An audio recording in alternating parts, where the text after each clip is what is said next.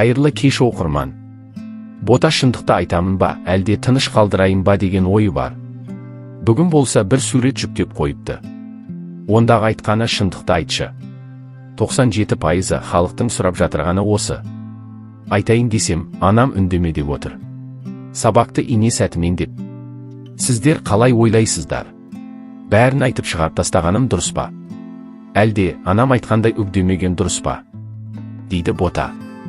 Шерхан мен Айгүл екеуі Ботаның тақырыбын қозғағасын ашуланғаны бар енді. Кеше сол эфирге Бота шығып бір емес, екі емес жететін шығар. Менің тілімді қышытпаңдар. Ит жоқ жерде шошқа үреді деген болатын. Шерхан болса баласына ойыншық түгілі носки әпермеген екен. Ботаның бір айтқаны сол мені және баламды әңгімелеріне қоспаңыздар. Қосылайық бағдарламасы Ботаны шақырды. Енді Бота келе ме келмей ме алда көре жатармыз. Айгүлге де көп сұрақтар келуде, өзінің парақшасында жауап беруде. Шерхан өзінің бір баласын асырай алмайды, сенің екі балаңды асырай ала ма? Енді біреудің баласына басқа біреу туған әкесі сияқты бола алмайды. Ол факт. Қанша мысалы мынандай нәрсе дұрыс емес, туған әкесіндей болсын деп кейбір адамдар солай айтады. Ол нәрсе дұрыс емес деп ойлаймын. Себебі бұл қамқорлығын көрсетер, мейірімділігін көрсетер, бірақ одан артық туған әкесі сияқты бола алмайды. Шерхан сізге қанша пайыз ұнады? Енді мен ұнату туралы айтсам, әлі ерте сияқты кішкене. Өзім де айттым ғой, бірінші ашылып сөйлесе алайын.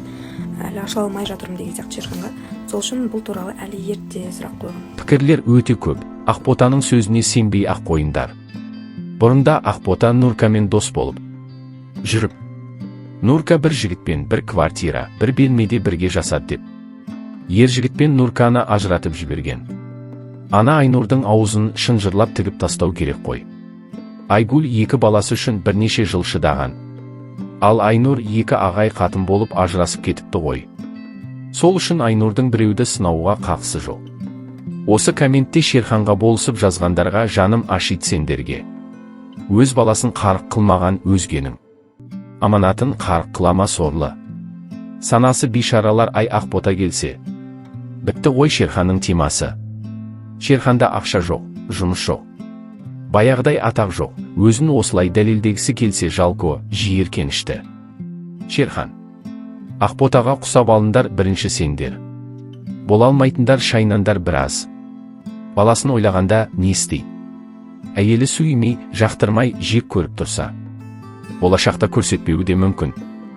Әйтеуір қосылайық бар ғой деп жетіп келеді. Жұмыс істеу керек қой, жасы асып бара ма? Сіз қалай ойлайсыз?